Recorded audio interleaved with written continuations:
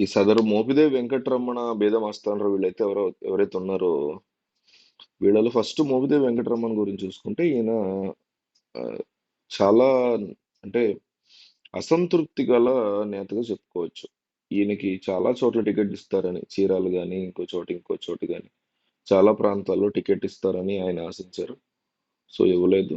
But YCP శ్రేణులకి, YCP ఎమ్మెల్యేలకి అనుకూలంగా, పోటీ చేస్తున్న వాళ్ళకి అనుకూలంగా మీరు పనిచేయండి అనేసి జగన్ చెప్పడం జరిగింది. అప్పటి నుంచి కూడా ఈయన అసంతృప్తిగానే ఉన్నారు. అయితే మరి ఎలక్షన్‌లో మళ్ళీ జగనే గెలుస్తారనేటువంటి మాటలవి రావడంతో ఆయన స్ట్రాంగ్‌గా జగన్ వైపే ఉండాల్సొచ్చింది.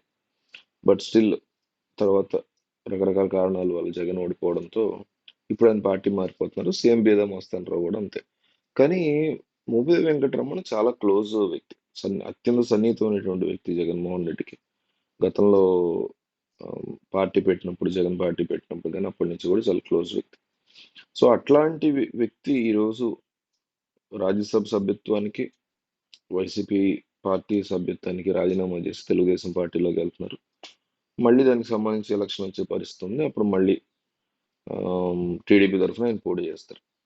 సరే అట్లా పోటీ చేసినటువంటి పక్షంలో మోపిదేవి వెంకటరమణ గాని, లేకపోతే బీదా మస్తానరావు గాని ఖచ్చితంగా ఈసారి ఓడిస్తాము అనేటువంటి స్ట్రాంగ్ ఇదిలో జగన్మోహన్ రెడ్డి స్ట్రాంగ్‌గా ఫిక్స్ అయ్యారు. ఎందుకంటే తన క్యాడర్‌కి గాని, తనని నమ్మిన వాళ్ళకి గాని, తనని నమ్మి ఇంకా పార్టీలో ఉన్న వాళ్ళకి కానీ, తనని వదిలి వెళ్ళిపోతే పరిస్థితి ఎట్లా ఉంటుందని చూపించాలనుకుంటారు కదా! ఏ నాయకుడైనా. చంద్రబాబు అయినా, జగన్ అయినా. తనని వదిలి పక్కన పెట్టేసి వెళ్ళిపోతే వాళ్ళకి పరిస్థితి ఎట్లా ఉంటో చూపించాలనుకుంటారు. దాంతో పాటు ఏం జరిగిందంటే వీళ్ళిద్దరి నియోజకవర్గంలో కాస్తో కూస్తో వీళ్ళ వెంట ఇన్నాళ్ళు ఉన్న వైసీపీ శ్రేణులు తీవ్రంగా వీళ్ళ యొక్క నిర్ణయాన్ని వ్యతిరేకిస్తున్నాయి. రాజ్యసభలో వీళ్ళు ఎప్పుడైతే ఈ రిజిగ్నేషన్ లెటర్ ఇచ్చారో, దాన్ని స్పీకర్ ఏదైతే యాక్సెప్ట్ చేశారో, ఈ మొత్తం వ్యవహారాన్ని చాలా సీరియస్‌గా కండెమ్ చేస్తున్నారు. లోకల్‌గా ఉండేటువంటి ద్వితీయ శ్రేణి నాయకులు, లీడర్స్ ఉంటారు కదా! వాళ్ళు దాన్ని చాలా తీవ్రంగా వ్యతిరేకిస్తూ లోకల్‌గా గట్టి దెబ్బనమాట వాళ్ళకి.